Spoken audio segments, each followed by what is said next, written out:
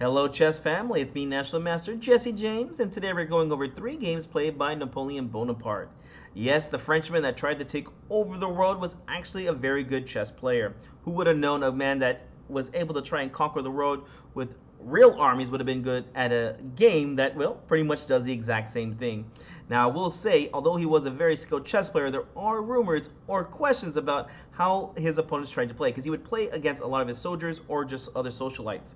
And well, although he would play and win most of his games, it seems like there might have been a little bit of fear about beating one of the strongest men in the world, literally. So the only game that we actually have for a win here today is against the Turk, which is actually an automated machine of a person inside of a machine that would play chess against him. So here we're going to take a look at that game too. All right, here we go. In the first game, Napoleon's playing with the black pieces, and here he shows amazing skill with his queen and knights. E4, knight f6, he plays Alekhaine's defense. Pawn to d3, e5, pawn to f4, looking like a Vienna over here. Knight c6. I definitely think this is one of the best moves to play in the position. Pawn takes, knight to c3, and here knight f to g4. Now this is not the best move by any means, but Napoleon is able to pull it off. Here white played d4 to attack the knight, which is technically the best move. But here, well, Napoleon brings out the queen to h4 check, pawn g3 to block, and queen to f6. And here, this is where it's a little suspicious if his opponent made the wrong move, or maybe he was trying to let his commander win.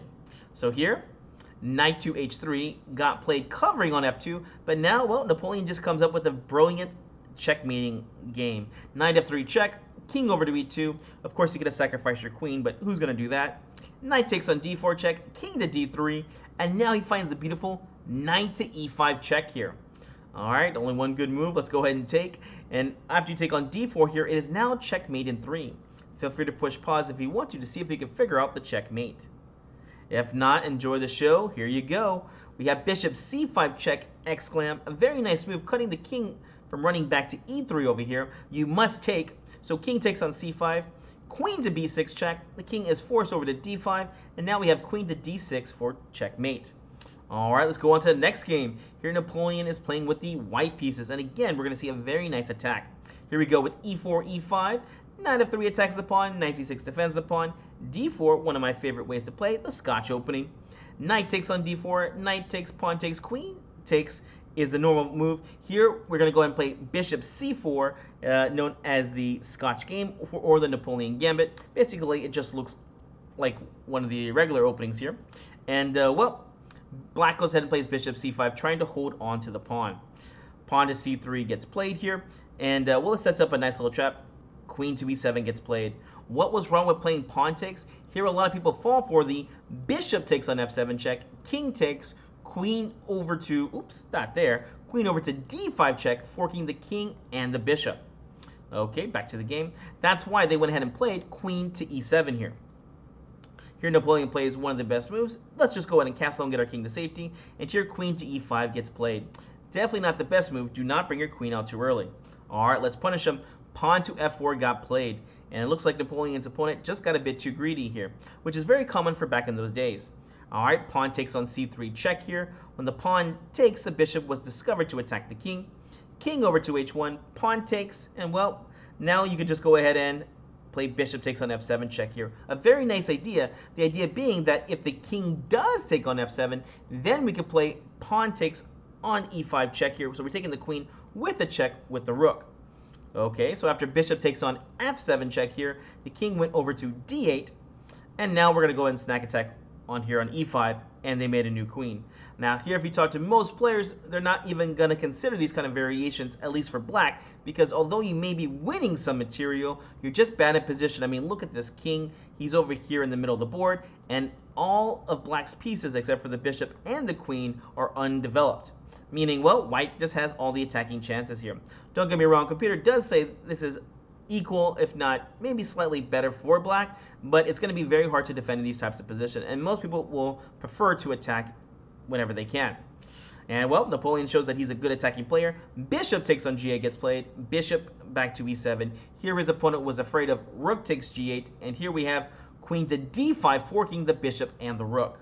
So, bishop e7 got played. Queen over to b3, a5, and this is just a mistake. Now, again, Napoleon finds a forced checkmate in 5 moves. Feel free to push pause if you want to. If not, enjoy the show. Here you go. Here we have rook to f8 check, force move. Bishop must take. Bishop g5 check. Bishop must block. And now hopefully you see it. Bishop takes, queen f7 check, king over to d8, and now queen to f8 for mate. All right, our last game over here. Here Napoleon plays against the Turk, an automated, it was like a human on the top where you would just go ahead and move the chess pieces. And so the person's actually underneath moving it around. And it says that this time, the operator of the Turk was played by Johann Allegar. All right, let's see how Napoleon does. Here we go. e4, e5, queen to f3. Napoleon was known to bring his queen out too early in a lot of his games, as you just saw. Knight over to c6, bishop c4, threatening the very bad scholar's mate over here. Knight f6, of course, played nice and smoothly by a very experienced chess player. Knight to e2, blocking the idea of knight going to d4. Bishop c5, a3. d6, just good development over here. Castles, bishop g4. Black has done a great job by developing all of the minor pieces. Now you're really going to see why it was a bad idea to bring the queen out too early. Queen to d3, not a very good move.